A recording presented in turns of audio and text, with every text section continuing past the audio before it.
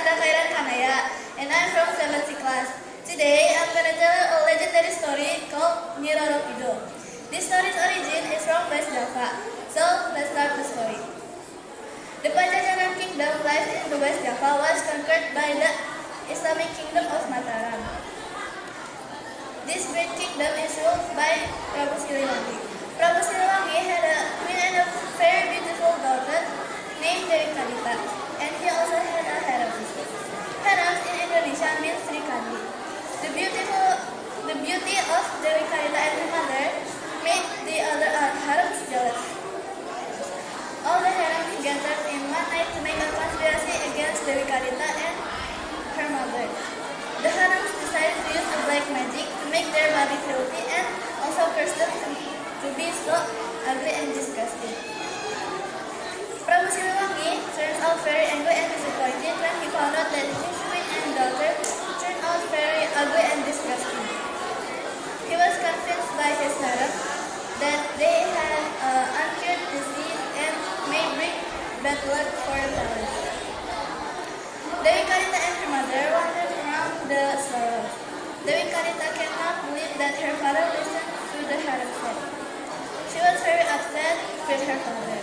But she was more upset when her mother and she came by to every place, but the people were friendly and welcoming. This circumstance made Dewi Karita's mother depressed and passed away, left Dewi Karita in deep sorrow.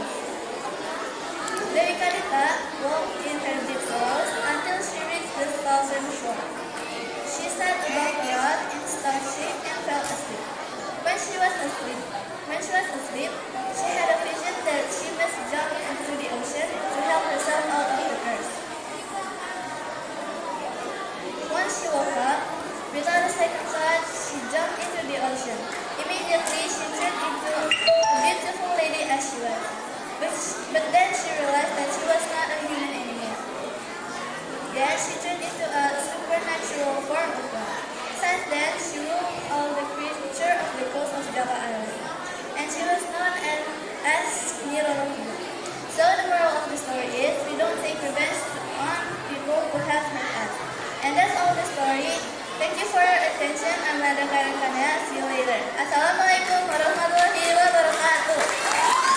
Assalamualaikum warahmatullahi wabarakatuh.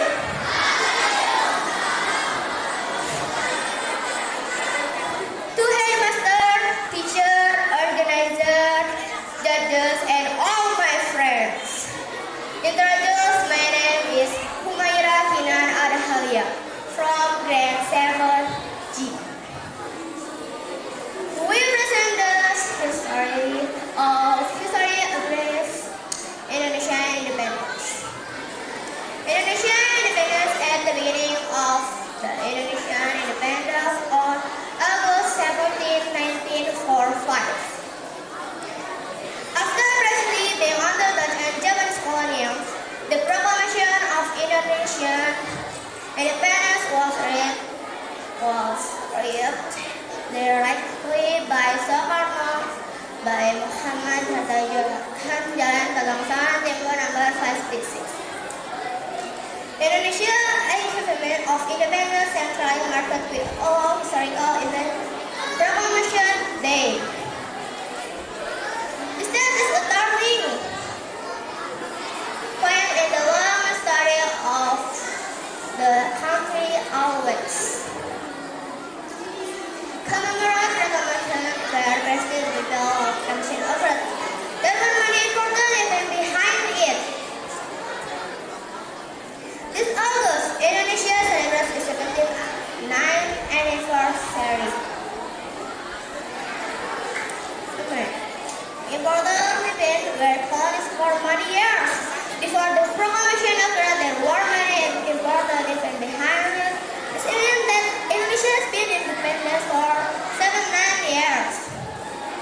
Indonesian independence itself did not come suddenly. Independence were the meaning of Indonesia independence, starting from at least before Indonesia self-independence.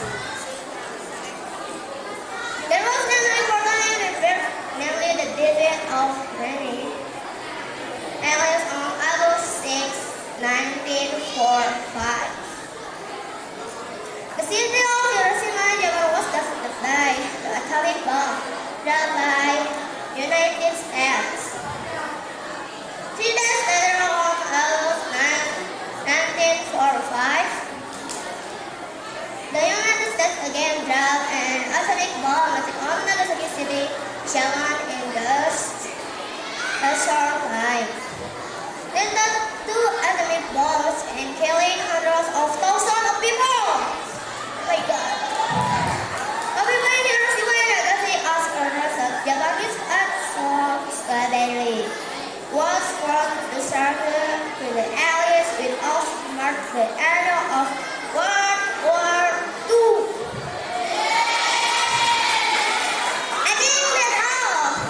Thank you for attention. Wassalamualaikum warahmatullahi wabarakatuh. Satu.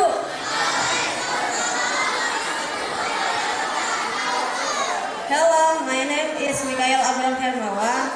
I'm from class 7E. And today I want to reading Manampilkan story. Once upon a time, there was a young man lived in West Sumatra named Manampilkan. He lived with a poor fisherman family. His father went to sea to make a living for his family, and he never come back to home. People made an issue about his father's death. This issue made his mother anxious every day. Several months later, his mother chose to forget about his father. She realized that she had to work hard, and she did a lot of works all day and night. Unfortunately, she still did get enough money for her family. Malin could stand with his mother's suffering. He decided to go sailing and make money. He wants to become a rich man so he could help his mother. At first, his mother did allow him to go. She was afraid Malin did not come back like his father did. At last, Malin got his mother allowed to go. Several years later, he became a rich sailor. He had many ships and crew. He was married with a beautiful girl and had 3 children. One day, he had a business in an island, which is his hometown. In this island, he met an old lady. She found Malin very tired. However, Malin scolded and questioned her.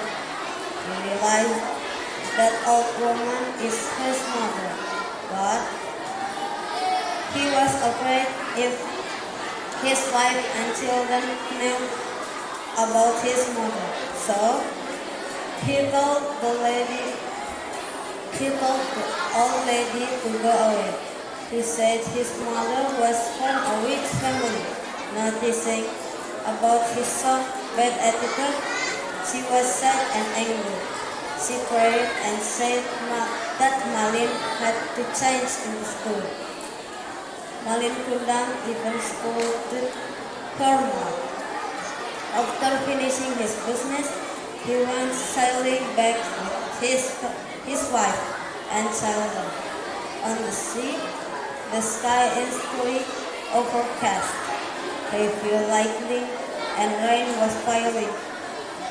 Their ship hit the rock and crashed. Malin swayed to the shore. The magic happened. He turned into stone like her mother wished. It was now as Manampilkan stone by people of West Sumatra. That's all. Thank you and wassalamualaikum warahmatullahi wabarakatuh.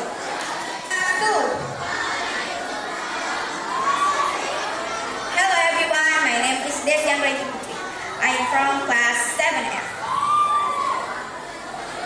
The legend of Batu Menangis. Once upon a time in Kalimantan, there lived a mother with her daughter. Their daughter was really a beautiful girl. She had a bad character. She was arrogant and lazy girl. She never helped her mother to do some housework. She always admired her beauty every day. The girl was also a spoiled girl. When she wants something, his mother had to make it. The girl's mother was really busy. She had to work day and night, but the girl was doing nothing. One day, the girls and her mother went out. They want to buy something in the market. The location of the market was really far from home. So they had to walk miles away. The girl was walking in front of her mother. She wore a beautiful dress. Meanwhile, her mother was walking behind the girl. The mother's dress was dirty and ugly.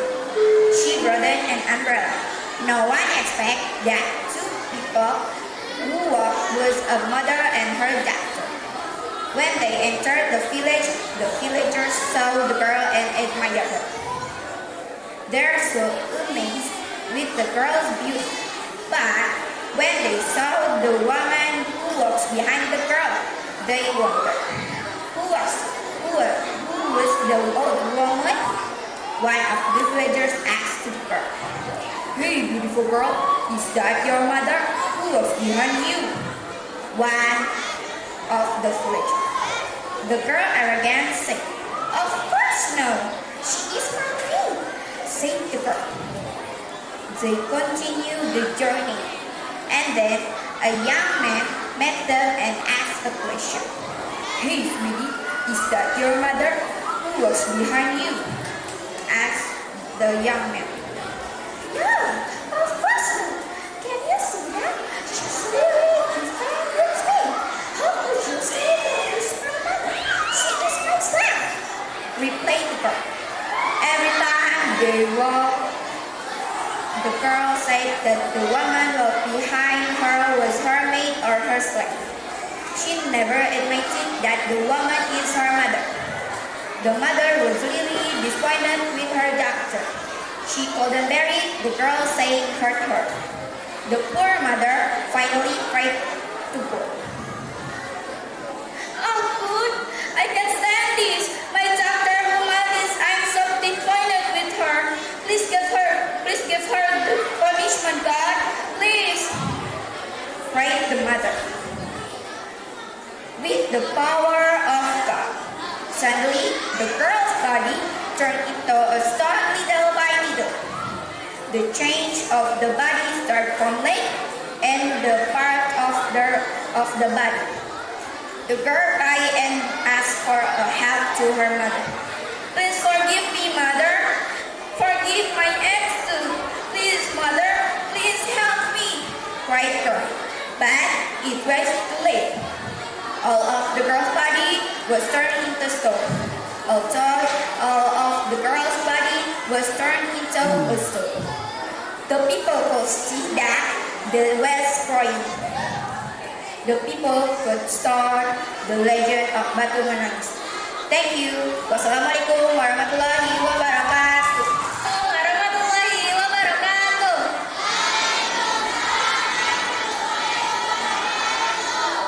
Hello everyone.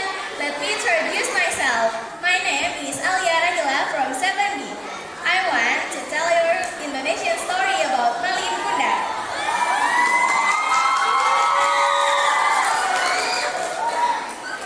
Once upon a time, on the north coast of Sumatra, lived a poor woman and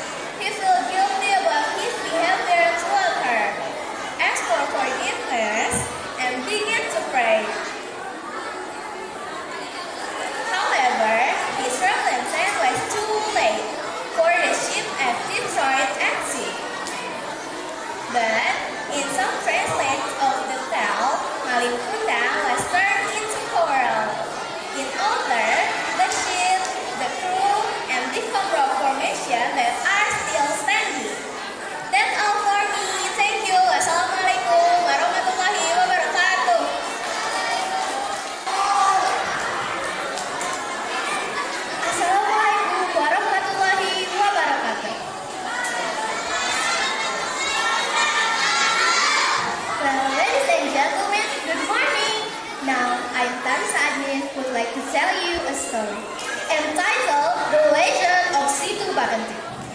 Have you heard these stories before? Okay, let me tell you and please listen to me carefully.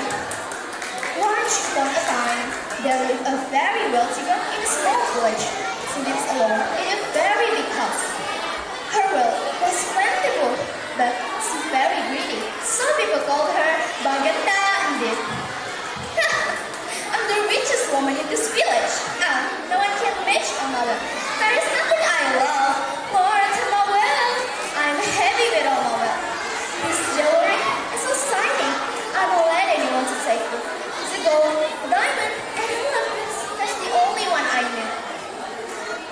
No one richer than me, no one can take all my wealth, and all I care is only all my wealth. No one can take any of them. That was what she talked about. She didn't care with the people around her. All thought they were very poor and were starving. One day, a very old woman came to her and asked for help.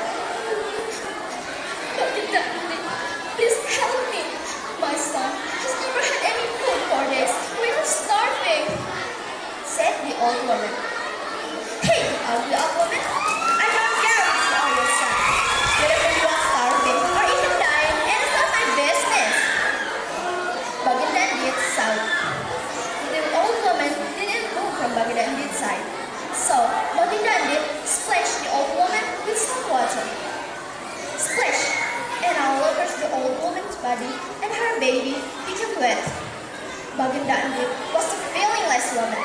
She didn't even have a little bit mercy to the old woman or her baby. She even got more angry. She forced the old woman to get out of her yard. Was such a foolish woman. What did she think she did? So that she comes to me for a help. Although Bagandandit was very miserly, the villagers kept coming to Bagandandit. They came for the water wheel. No, I would like you to take away the water from my well. The water in the well is mine. Bagandandit yelled angrily.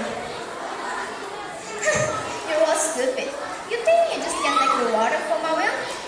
Said Bagandandit as he was watching the tourist villager outside the fence. Suddenly, the decrepit man was standing in Bagandandit's house yard. He was walking softly to the water wheel while holding a stick. Bagandandit saw it when the old man was trying to take the water from the wheel. Then she hit the old man with a force.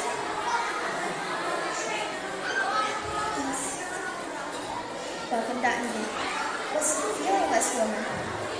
She kept beating the old man. When the old man was trying to take the water, Bagandandit kept beating the old man.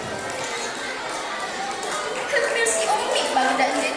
I want to take the water just for a drink, said the old man when he was trying to get it. Suddenly, the old man was got up with a halter gun. He walked closer to Bagandandit. Then, he pointed his stick at the cruel rich woman's nose. Hey, Bagandandit, take the punishment from me, said the old man loudly. Then he pointed at the wheel with his stick. Whoosh! Beer! The wheel was sprinkling the water swiftly. Not long enough, the water was floating up. Bagandandit couldn't save herself. She drowned with all of her wealth. What is this? Where does water came from? My wealth! My treasure! Why you do that, stupid old man? The village was disappeared. The thing that left was a wide and deep lake. The lake was named Situ Bagandit. Situ means a wide lake, and it was named Situ Bagandit because it came for a wheel that belongs to Bagandit. From this story, we can learn being stingy, miserly, and greedy are bad traits that will bring disaster. Well, ladies and gentlemen, that's all the stories. Thank you much for your attention and have a great day. Wassalamualaikum warahmatullahi wabarakatuh. How are you? I hope you all have a great day today. Before we start, let me introduce myself. My name is Haidar Rafi. I am the representative from Class 7A in the storytelling competition. Today I will be telling you a story from Sumatera Utara with the title The Legend of Toba Lake. Once upon a time, there was a prosperous village in a faraway island called Sumatra. In northern part of the island lived a farmer whose name was Toba. He lived alone in a small hut by a small forest. He worked on his farmland to grow rice and vegetables that he sells to a local market. One day he wanted to catch some fish, so he went to a river and fished there. He was very surprised when he got a big fish. The fish was as big as a human being. Soon he went home and put the fish in his kitchen. He planned to cook the fish for his dinner that night. When he got to his house that afternoon, he took a bath. Then as he walked into his bedroom, after taking a bath, Toba was very shocked. Do you want to know what happened? There stood there in his living room a very beautiful girl. The girl greeted him nicely. For a moment, Toba was speechless. When he could control his emotion, he asked her, "Who are you? What's your name? Why suddenly you are here in my house?" She said, "Pardon me if I surprise you, Mr. Toba, but you took me here. I was the fish that you caught in the river. Now that I become a human being, I would like to thank you that I will be your servant to express my thankfulness." Toba said, "Were you the fish?" She said, "Yes, I was the fish. Look at your kitchen." Toba immediately rushed to his kitchen and the fish was nowhere to be seen. He saw some gold coins instead. Toba said, "Whose coins are these? Why there are some coins here?" "Those coins are mine. As I changed into a human being, my scale changed into gold coins." Toba said, "Okay, you can live here and work for me. Your room is over there," she said. "Thank you very much, Mr. Toba." Since that day, the beautiful girl lived in Toba's house. Since she was very beautiful, Toba fell in love with her, and not long after that, they got married. The girl married Toba on one condition, that he would never tell anybody about her past. Toba agreed to the condition. Several months later, Toba's wife delivered to a baby boy. Their son was healthy, soon grew up into a handsome boy. Toba named him Samosir. Unfortunately, Samosir was a lazy boy. He did not want to work at all. When his father worked hard in his rice field and farm, Samosir just slept. When he was awake, he talked a lot and he ate a lot. Toba was very disappointed with his son's nature. He hoped that one day Samosir would change into a diligent boy. Day in, day out, but Samosir never changed. Toba used to go to his farm and rice field early in the morning. Then at midday, his wife would bring him food. They used to eat lunch at their farm. As he was a teenager, Toba and his wife tried to change his behavior. They ordered Samosir to bring food for his mother for lunch while her mother stayed at home to do household chores. But Samosir never did his duty well. He always woke up very late.